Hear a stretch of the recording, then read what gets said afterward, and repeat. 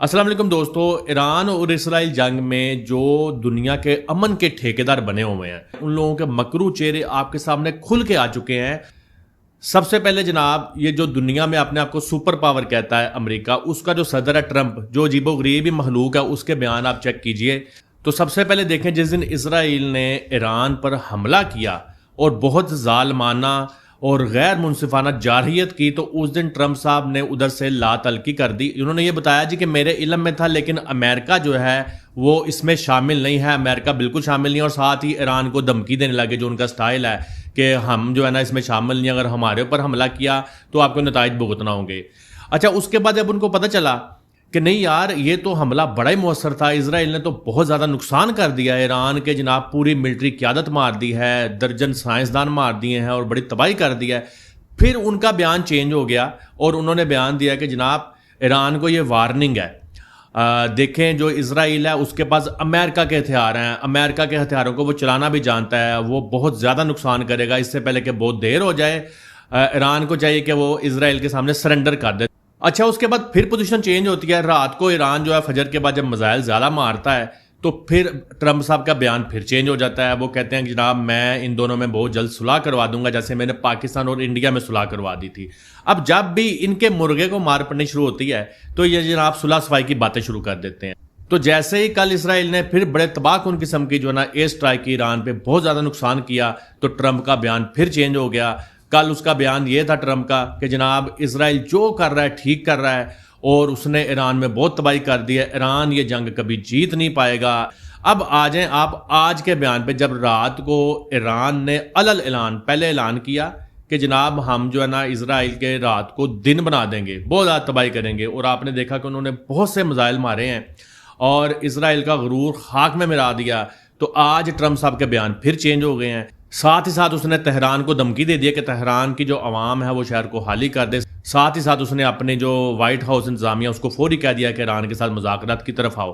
तो ये देखें, ये मोतबर बंदे हैं, ये दुनिया के अमन के ठेकेदार हैं। इनसे ज़्यादा ये इनका मौक़िफ़ पता क्या है? किसी भी गैर जिम्मेदार मुल्क के पास एटमी ताकत नहीं होनी चाहिए। आप लोगों से ज़्यादा गैर जिम्मेदार तो दुनिया में कोई आया ही नहीं है। दुनिया में एक दफ़ा एटम बम चला है, वर्ल्ड वार 2 में, वो आपने चलाया जनाब, किसी और ने चलाया। और उसके बाद कितने मुल्क एटमी ताकत बन गए हैं, लेकिन उन्होंने जिम्मेदारी का मुजाहिरा किया, जिसमें पाकिस्तान भी शामिल है। लेकिन हमेशा पाकिस्तान पर भी आप लोगों ने इल्ज़ाम लगाया, किसी एटमी मुल्क ने गैर जिम्मेदारी का मुजाहिरा नहीं किया। हाँ, आपका ये जो बगल बच्चा है जिसको आपने थानेदार बनाया हुआ मिडिल ईस्ट में, उसको सब लोग जानते हैं कि उसके पास एटम बम है। लेकिन इसराइल की दफ़ा आपकी पोजीशन मुख्तलिफ हो जाती है, आप लोग उसको एनपीटी पे दस्तखत भी नहीं कराते। अब आपको बता दो एनपीटी क्या है। जोहरी अदम फैलाव की जो एक तंजीम है ना, ईरान ने उस पर सिग्नेचर किए हुए हैं, लेकिन इसराइल ने उस पर सिग्नेचर नहीं किए हुए।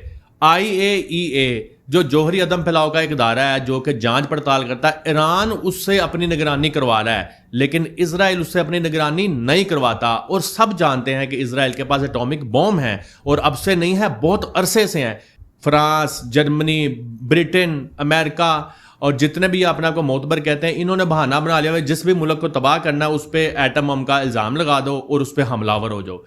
तो जनाब आप लोगों ने जो लिबादा अपने मुंह पे ओढ़ रखा है ना, जितने ये यूरोप के ताकतवर मुल्क हैं, बीच में ब्रिटेन शामिल है, फ्रांस शामिल है, जर्मनी शामिल है, और उसके बाद उनकी पुष्ट पनाही पे अमेरिका शामिल है, ये आपका लिबादा जो ना हम सब लोग जानते हैं, ये वर्ल्ड वार 2 कोई 200 साल पुराना वाकया नहीं है, अभी कुछ 70-80 साल पहले का वाकया। उसमें भी हम लोगों ने देखा था कि कितने आप पुरअमन लोग हैं, और उसके बाद से आज तक एटम बम का बहाना लगा के जिस तरह स्टेप बाय स्टेप आप मुस्लिम दुनिया को ख़त्म कर रहे हैं, मुस्लिम ताकतों को ख़त्म कर रहे हैं, और जिस तरह की आप ये किसी ना किसी को थानेदार बना देते हैं। अब आपने मिडिल ईस्ट में इसराइल को थानेदार बना के उसको खुली छुट्टी दी हुई है। उस छोटे से मुल्क की क्या जरूरत है कि वो जनाब हर मुल्क पे जिस पे मर्जी वो हमला कर दे, किसी की बात ना माने, बिफरा हुआ बैल उसको आप लोगों ने बनाया हुआ, और पूरी उसकी पुष्टपनाही करते हैं। और जब देखें आप उनको मार पड़नी शुरू होगी, तो यही अमेरिका, यही फ्रांस, यही यूके ये जंग में शामिल हो जाएंगे ईरान के खिलाफ। बल्कि ये प्रैक्टिकली शामिल हैं। अगर आप देखें कि ईरान के जब मिसाइल निकलते हैं, तो उसके बाद जगह जगह पे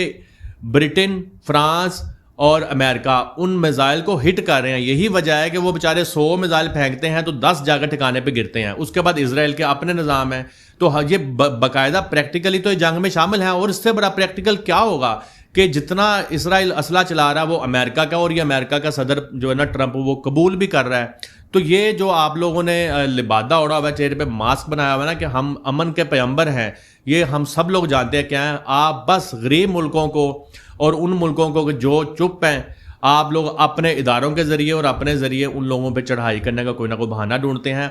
मसला कश्मीर जिसमें अक़वाम मुत्तहिदा एक अदारा बनाया हुआ बिला वजह फ़ोटो सेशन के लिए, उसमें खुद भारत जाता है। आप तारीख गवाह है कि भारत खुद वहाँ पर मसला कश्मीर लेके गया और वहाँ से फैसला क्या आया कि कश्मीरी अवाम का जो है ना रेफरेंडम या अवामी वोट के ज़रिए जो ना फैसला किया जाए, जहाँ पर कश्मीर की अवाम जाना चाहे वहाँ चली जाए। आज तक उस पर तो अमल नहीं हो सका। उस पर अमल कैसे होगा? जितनी ये बड़ी ताकतें हैं, इनका बगल बच्चा है भारत।